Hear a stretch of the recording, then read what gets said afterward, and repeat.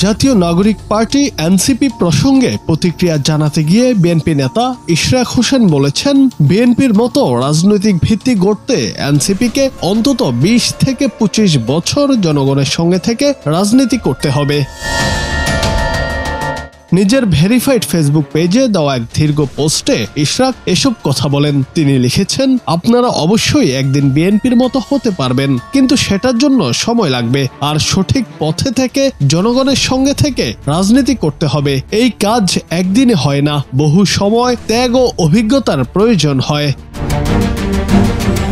ইশরাক বলেন, এনসিপির সারওয়ার তুষার বলেছেন, আমি মেয়র হওয়ার আশ্বাস দিয়ে জনগণকে আন্দোলনে সম্পৃক্ত করেছি, যা প্রতারণা শামিল। আমি বলবো, তিনি আমার বক্তব্য মনোযোগ দিয়ে শুনলে বুঝতেন। আমি একাধিকবার বলেছি, একজন বিএনপি প্রার্থী হিসেবে আমি নির্বাচনে বৈষম্যের শিকার হয়েছি, আইনি অধিকার থেকে বঞ্চিত হয়েছি।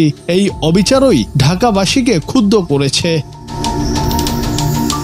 তিনি আরো জানান, ঢাকার সাধারণ মানুষ অনুভূতিপ্রবণ, তারা নিজের সন্তানের ওপর অন্যায় দেখলে পথে নামে। তাই আমাকে মেয়র বানানোর জন্য নয়, বরং আমার প্রতি হওয়া অবিচারের প্রতিবাদে তারা রাজপথে নেমেছে। আমি কোনো বড় কিছু নই, জনগণের অংশ হিসেবেই আমি অন্যায়ের বিরুদ্ধে দাঁড়িয়েছি।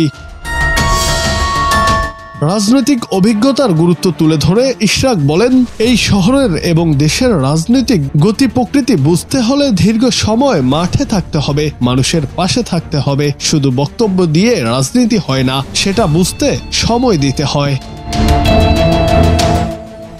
জুনায়েদ আহমেদ, বাংলা টিভি।